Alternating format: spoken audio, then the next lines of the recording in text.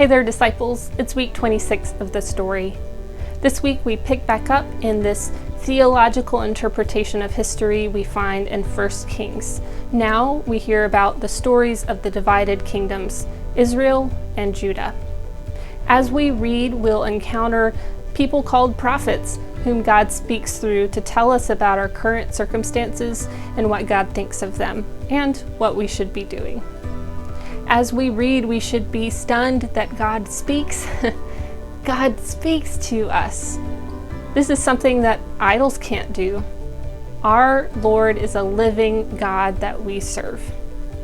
But if people are talking for God, then how are we to understand who is speaking for God and how? Well, that's answered by the letters in 1 John, 2 John, and 3 John.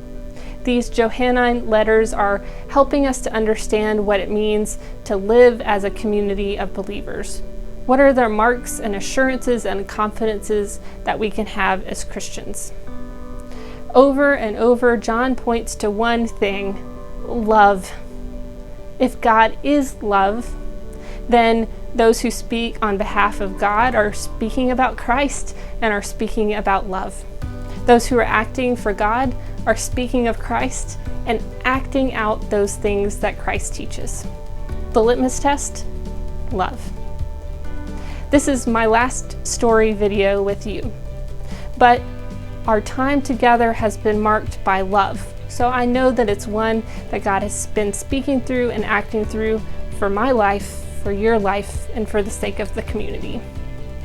Even though we won't continue on this particular journey together, the mystery and the beauty is that we still continue to read the story of God's salvation together, even if I'm reading from a different part of it. God's story of salvation holds true from beginning to end and is always, forever about love, about community, about drawing us together. So I give thanks to God for you and for the story of salvation.